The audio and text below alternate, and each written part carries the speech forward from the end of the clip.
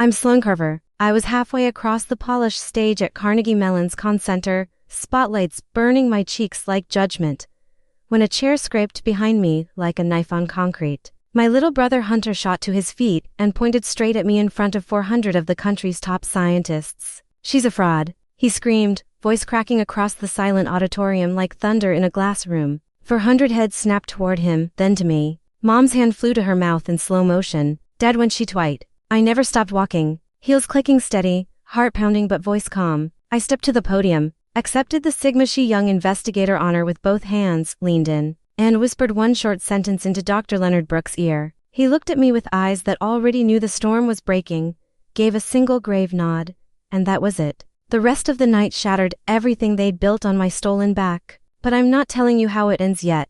If you're watching this right now, tell me in the comments where you're tuning in from. And if your own sibling ever called you a fraud on the biggest day of your career, what would you have done? Drop it below, I read every single one. And if you want to know how far a brother's jealousy can really go, hit that subscribe button so you don't miss what happens next.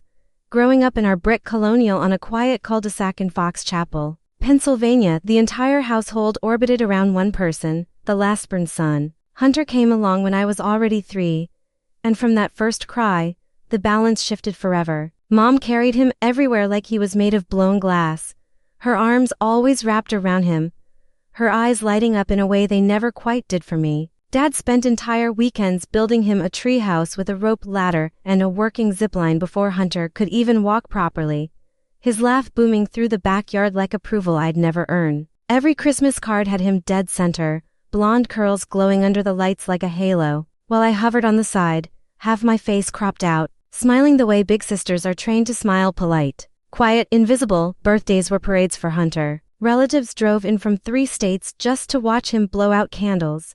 Gifts piled so high they blocked the fireplace, wrapping paper crunching underfoot like applause. I received practical things, books, cardigans, a new backpack that smelled of plastic and obligation. Hunter got the PlayStation, the dirt bike that roared through the neighborhood, the golden retriever puppy that chewed my shoes for a year and never got scolded. When I quietly asked why the difference, Mom brushed my hair back with fingers that felt distant and said, "He's the baby, Sloan, let him have his moment." Her voice always soft, always excusing, always teaching me to shrink. At every family dinner, Aunt Diane would pinch his cheeks until they turned red and declare to the entire table, "Boys carry the family name forward. Girls just have to be sweet and quiet." No one ever argued. Dad would clear his throat and reach for the mashed potatoes, the steam rising like unspoken agreement. Mom would give my knee a warning squeeze under the table as if silence was the same as love. Her hand warm but her eyes pleading for me not to rock the boat.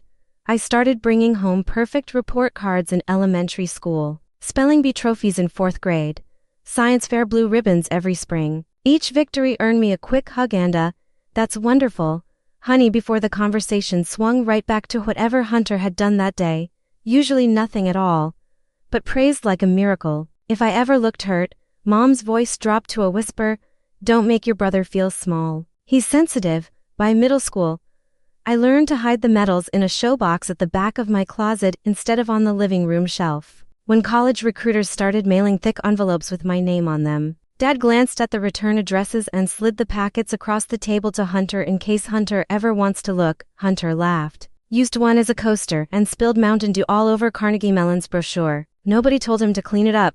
High school made the pattern sharper. I loaded my schedule with every AP class available and still pulled a 4.0. Hunter skipped classes, failed tests, and got endless second chances because Aunt Diane would call the principal in tears about family pressure. Counselors pulled me aside and said almost apologetically that I was making it hard for him to find his own path. I started believing my path was to disappear so his could stay wide open. I applied to every merit scholarship in the country and won most of them. The day the full-ride acceptance from Carnegie Mellon arrived, I waited until Hunter left for a friend's house before I showed my parents. Mom's eyes filled with tears. She hugged me tight, then immediately lowered her voice. "Maybe hold off telling your brother for a few days. You know how jealous he gets." That same evening, I stood outside the kitchen and heard her on the phone with Aunt Diane. "Yes, full scholarship, top program. We're so proud. But Hunter's really struggling right now, so we have to be careful how we celebrate." The house tilted a little more that night. and I felt the floor start to slope under my feet. This semester I received the full NSF grant and moved into the Carnegie Mellon lab full-time. I thought I had finally escaped the gravity of Fox Chapel. I left with 2 duffels and a backpack at 4:47 a.m. while everyone else slept. No goodbye hugs, no tearful send-off. The lab on the 7th floor became my real home. A narrow couch under buzzing fluorescent lights. A mini fridge humming beside the centrifuge. The smell of ethanol and dry ice stinging my nose 24/7. My project was nanoparticle carriers that could slip past the blood-pancreas barrier. Groundbreaking, life-saving stuff. The grant paid for everything, including a brand new scanning electron microscope that cost $300,000 and arrived in a crate so large it needed its own forklift. Hunter, on the other hand, quit community college the same month. He told Mom the professors were boring and the classes were a waste of time. 2 weeks later his old Jeep was parked permanently in the driveway back home, and his gaming setup reappeared in the basement. Mom's only comment in the family group chat was a single blue heart emoji. 6 weeks into my new life, the first strike came. I walked in at 5:20 a.m. to calibrate the microscope and found the 100x objective lens destroyed. Someone had unscrewed the cap and poured pure nitric acid directly onto the platinum coating. The metal had bubbled and pitted like it had been burned by lava, the acrid smell lingering like a threat. Nothing else in the clean room was touched, no broken glassware, no spilled reagents, no footprints in the sterile dust. Just that one lens, the most expensive and hardest to replace. Security footage showed a figure in a black hoodie using my key card at 2:11 a.m. The face was hidden under the hood.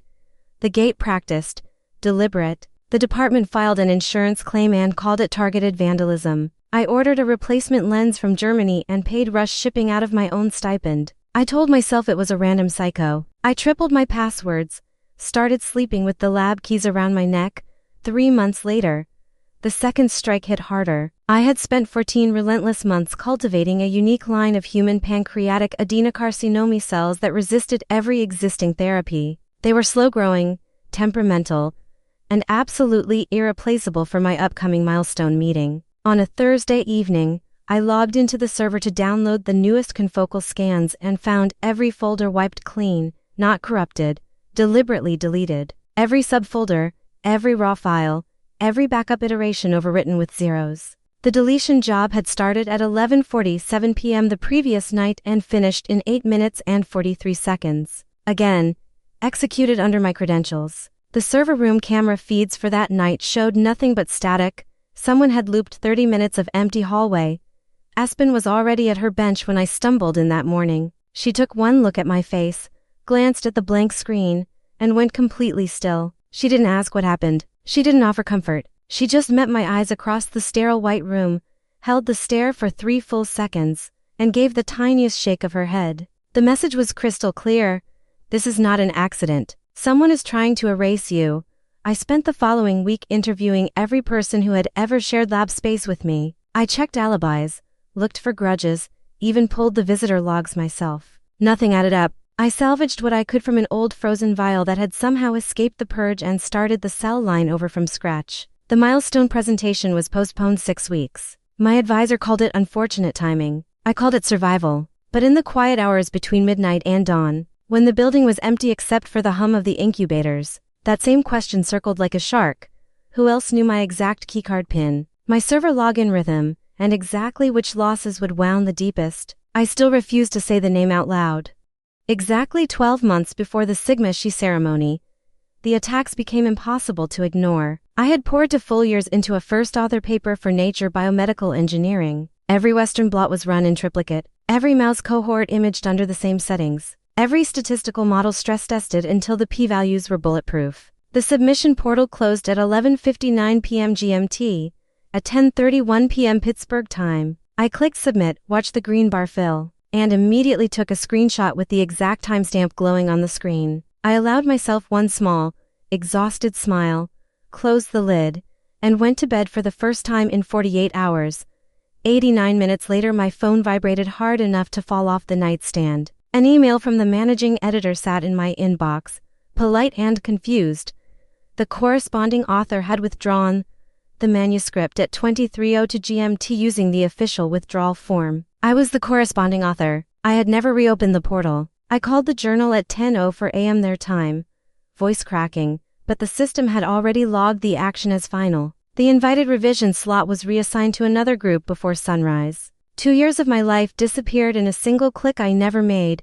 3 weeks later, the department finance office called me in. $90,000 from my active NIH continuation grant had been transferred overnight. The request had originated from my official university email, carried my electronic signature, and included every correct approval code. The funds landed in a newly opened account at a Delaware credit union. 37 minutes later, the account was emptied into cryptocurrency wallets and closed forever. The university froze every remaining dollar attached to my name pending a federal audit. My 2 postdocs went unpaid for 6 weeks. One quietly accepted an offer from a competing lab at Stanford and left without saying goodbye.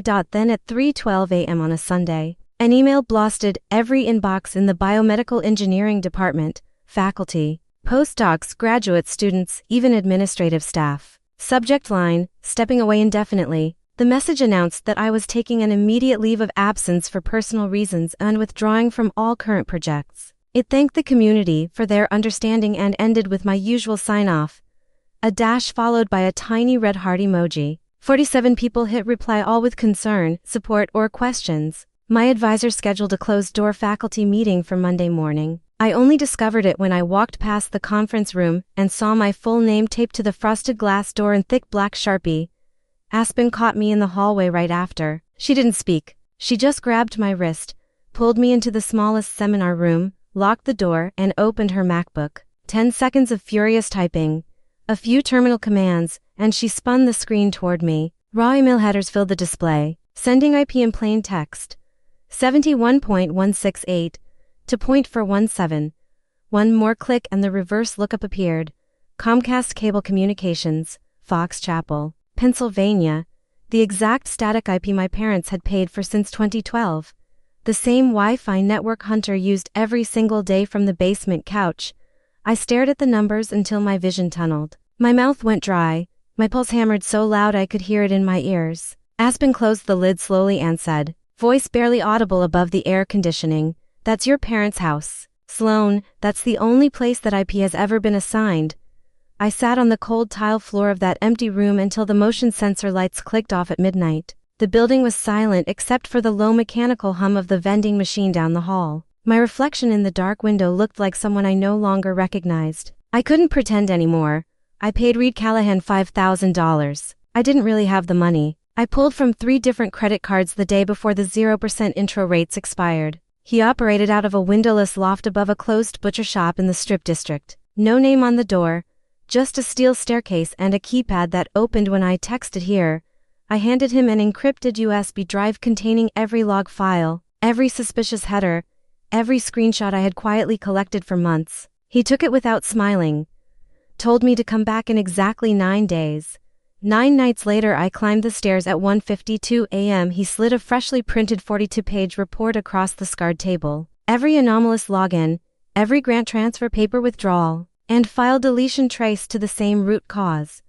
An ancient authentication cookie still valid on a 2018 MacBook Pro registered to Hunter Carver. MAC address on file, connected to the home Comcast router in Fox Chapel. No phishing, no brute force, no stolen passwords required. Hunter had simply never logged out of my Carnegie Mellon accounts when we shared the family laptop in high school. The cookie auto-refreshed every time he opened Chrome in the basement. Reed folded his arms. Your brother has been living inside your digital life for years. He never even had to break in. The door was left wide open. I drove straight to Fox Chapel that same night. The first time I had crossed the Allegheny River heading north in almost 3 years. I parked 2 houses down, cut the engine, and walked up the driveway at 3:11 a.m. The porch light still flickered with the same dying bulb. I let myself in with the spare key, still hidden under the fake rock by the azaleas. Dad was in the kitchen in his faded gray robe, heating milk in the same saucepan he had used since I was 10. He turned, startled, then saw my face and froze. I placed Reed's report on the marble island, opened to the page with Hunter's MAC address circled in thick red marker. Dad read in complete silence for a full minute. When he finally looked up, his eyes were glassy. Hunter's been lost, Sloan. He's depressed. He's not thinking straight. This isn't the boy we raised. I kept my voice low and even. Are you going to talk to him, or do I have to? He rubbed his temples with both hands. He's your brother. Give him a chance to explain himself. Don't make everything heavier right now. He's already going through enough. I left the report exactly where it was and walked out without another word. At 9:14 the next morning my phone rang. Aunt Diane. I let it ring 5 full times before answering. She launched in without greeting. Your father told me everything about your little midnight visit. Storming in at 3 in the morning. Throwing papers around like you're on some TV crime show. Hunter is struggling. He has been struggling for years while you collect awards and grants. The least you could do is show some compassion instead of playing the wounded princess. I listened until she ran out of breath. When the line went quiet, I pressed end, blocked the number, and stared at the black screen for a long time.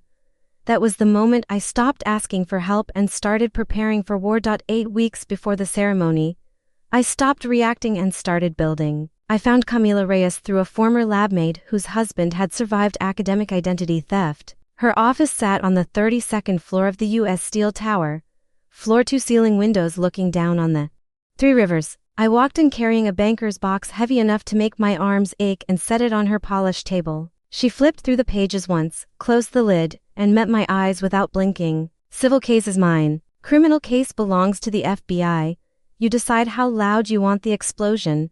I told her I wanted silence until the exact second I pressed the button. 3 nights later I emailed Dr. Leonard Brooks and requested 15 minutes after regular hours. He replied in 4 minutes.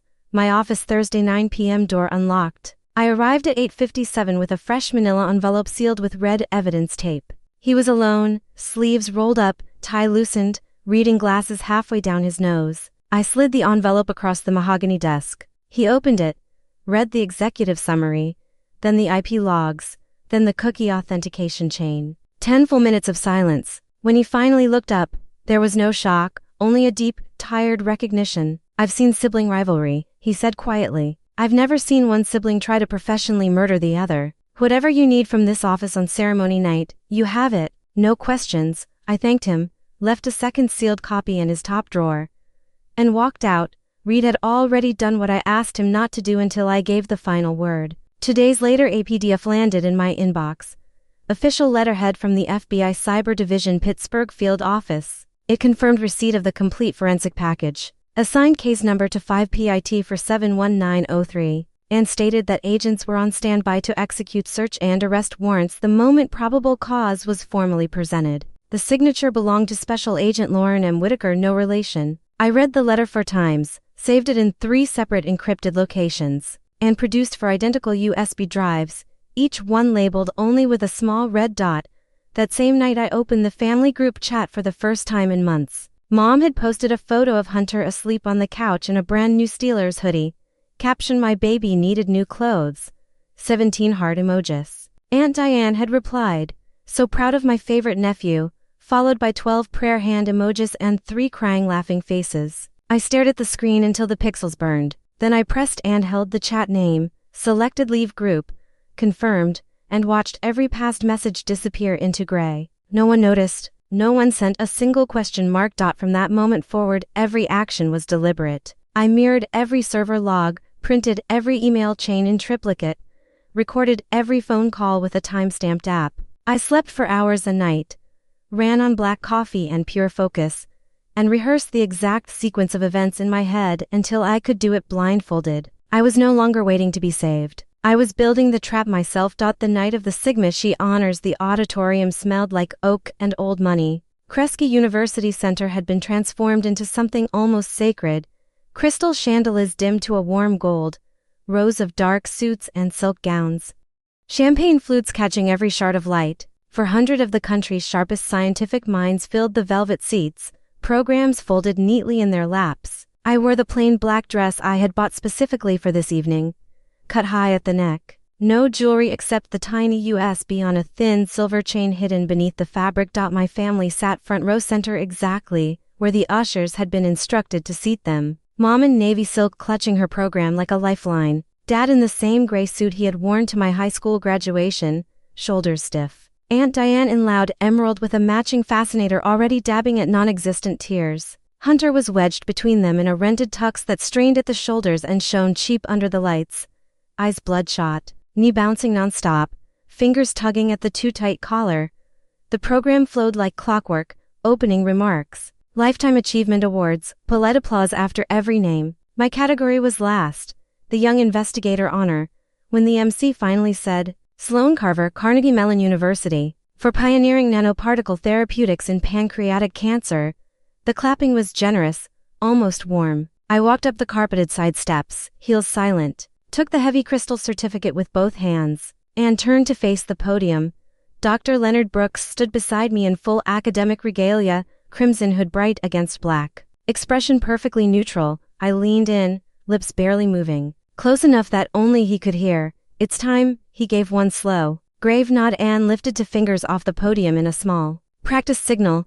Hunter exploded out of his seat. She stole everything from me. His voice cracked through the auditorium like breaking glass. 400 heads snapped forward. Phones shot up. A collective gasp sucked every ounce of oxygen from the room. Mom's hand flew to her mouth. Dad half rose then sank back down. Aunt Diane's mouth opened in a perfect circle of shock. I stayed exactly where I was. Certificate steady in my grip. Eyes fixed straight ahead. 3 men in dark, anonymous suits who had been standing motionless at the side aisles since the house lights first dimmed moved in perfect synchronization. No shouting, no running. One took Hunter's left arm, one the right. The third placed a calm, immovable hand between his shoulder blades. They guided him backward with the quiet authority of people who had done this before. Hunter tried to dig his rented shoes into the carpet, tried to twist, mouth still working, but the men were larger, trained, and utterly silent. His shoes scraped once, twice, then nothing. Aunt Diane let out one sharp animal cry before Dad clamped a hand over her wrist and pulled her back into the seat. The entire removal took 14 seconds. The double doors at the back closed with a soft, final thud. The auditorium remained frozen for one more heartbeat. Then Dr. Brooks cleared his throat into the microphone, voice calm as ever. Thank you, Dr. Carver, for that unexpected interlude. Let us continue with the program. Scattered nervous laughter rippled. Then genuine applause, louder than before, almost grateful for permission to breathe again. Cameras flashed in my direction. I allowed the smallest, coldest curve of a smile and walked off stage left. Backstage, a coordinator pressed a glass of water into my hand that I never drank. Through a gap in the curtain, I watched my family being quietly escorted out a side exit 2 minutes later. Aunt Diane was sobbing into a tissue, mascara streaking. Dad looked 20 years older, shoulders collapsed. The rest of the ceremony blurred into handshakes, congratulations, and careful whispers behind programs. People kept saying groundbreaking work and truly remarkable while stealing glances at the empty front row seats. I answered every question, posed for every photo, and felt the strange, metallic calm of a bomb that had finally gone off exactly on schedule. When the house lights came up and the crowd flowed toward the reception, I slipped out the stage door alone, crossed the dark campus, and stood under the orange glow of a street lamp outside my lab building. The night air was cold enough to burn my lungs. I had waited years for this moment. It tasted like steel and absolute silence. 17 days later at 6:07 a.m. two Pittsburgh PD detectives and one FBI agent knocked on my parents' door in Fox Chapel. I know the exact minute because the Ring camera notification pinged my phone while I was standing at the kitchen counter of my new apartment, coffee halfway to my lips. I opened the live feed and watched it all in real time. Dad answered in the same faded blue bathrobe he'd worn for 15 years, hair sticking up, eyes still swollen from sleep. Mom appeared behind him in flannel pajamas, phone clutched to her chest like a shield. The agents flashed credentials, spoke too low for the microphone to catch, then stepped aside. 2 uniformed officers moved forward. Hunter shuffled out in gray sweatpants and an old Steelers t-shirt, barefoot, blinking against the pale morning light. He looked smaller than I remembered. When the cuffs clicked on his wrists, he didn't fight. He just stared at the agents like he was waiting for someone to yell cut. They read the charges in calm, practice voices, multiple violations of the Computer Fraud and Abuse Act, wire fraud, aggravated identity theft, grand larceny exceeding $90,000, all federal felonies. The search warrant team moved in behind them. They carried out his custom gaming PC, the 2018 MacBook, for external hard drives, every phone in the house, even Mom's iPad from the kitchen counter. Mom stood on the frost-covered lawn in slippers, sobbing so hard her whole body shook. Dad signed the property bond paperwork right there on the hood of the unmarked sedan, putting the deed to the only house I ever grew up in up as collateral for the $150,000 buy. The title now belonged to the court until every condition was met. Hunter was placed in the back of a gray Crown Victoria and driven away before the first school bus rounded the corner.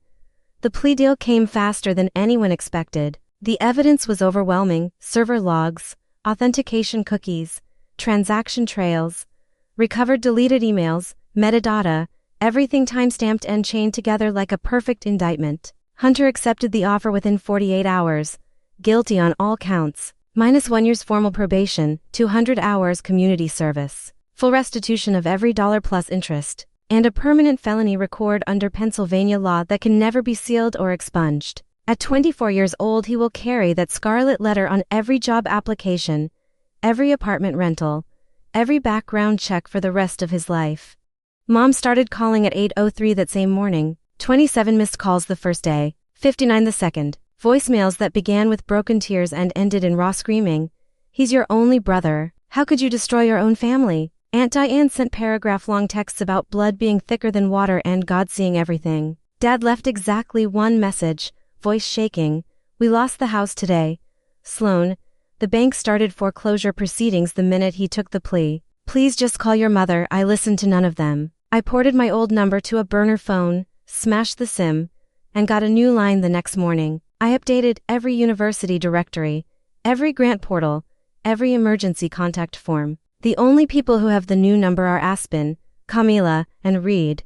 The university quietly closed its internal investigation. My funding was restored with penalties waived and an extra year added to the grant period. The Nature paper was resubmitted under emergency review and accepted 6 weeks later. My name appeared on the cover in bold letters. I moved to a new lab on the opposite side of campus, took the corner office with actual windows, hired 2 new postdocs who never asked why the previous ones disappeared. I bought blackout curtains, a new bed, and a coffee machine that doesn't sound like a dying lawnmower. I started sleeping 8 hours a night for the first time since undergrad. Mom tried again through Aspen, then through my department chair, then through a second cousin I hadn't spoken to since I was 12. Every message was met with the same silence. I never answered. I never will. Sometimes are accidents of birth. Sometimes are choices. Hunter chose to bury me. I chose to walk away from the grave and never look down again. Blood doesn't earn a second chance to slide the knife in. Some people are born into families. Some people have to build their own from the people who never tried to burn the house down with them still inside. I chose the second option the day I pressed send on the final evidence package,